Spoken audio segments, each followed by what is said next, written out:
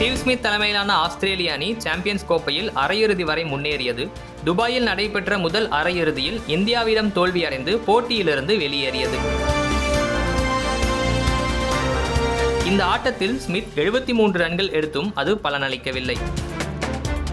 Champions கோப்பை போட்டியிலிருந்து வெளியேறியதைத் தொடர்ந்து ஒருநாள் கிரிக்கெட்டிலிருந்து ஓய்வு பெறுவதாக ஸ்மித் அறிவித்துள்ளார். பேட் கமின்ஸ் இல்லாததால் சாம்பியன்ஸ் கோப்பை போட்டியில் ஆஸ்திரேலியாவை வழிநடத்திய ஸ்டீவ் ஸ்மித் 170 ஒருநாள் ஆட்டங்களில் விளையாடியுள்ளார்.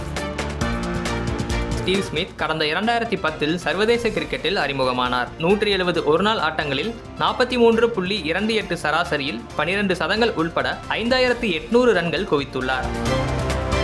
2015 மற்றும் 2023 உலகக்கோப்பையை வென்ற ஆஸ்திரேலிய அணியில் முக்கிய பங்களித்திருக்கிறார். 2015இல் ஐசிசியின் சிறந்த ஒருநாள் வீரராக தேர்வு செய்யப்பட்டார். 2014, 2015 மற்றும் 2020, 2021இல் ஆஸ்திரேலியாவால் சிறந்த ஒருநாள் வீரராக தேர்வு செய்யப்பட்டார். 2015 முதல் 2025 வரை ஆஸ்திரேலியாவை 64 ஒருநாள் ஆட்டங்களில் வழிநடத்தியுள்ளார். எனினும் உலகக்கோப்பைகளில் இவர் ஆஸ்திரேலியாவை வழிநடத்தியது கிடையாது. 2027 உலகக்கோப்பைக்கு இப்போதிலிருந்தே ஆஸ்திரேலிய அணி தயாராக வேண்டும் என்பதால் ஓய்வு முடிவை தற்போது அறிவித்துள்ளதாக கூறியுள்ளார் 35 வயது ஸ்மித்.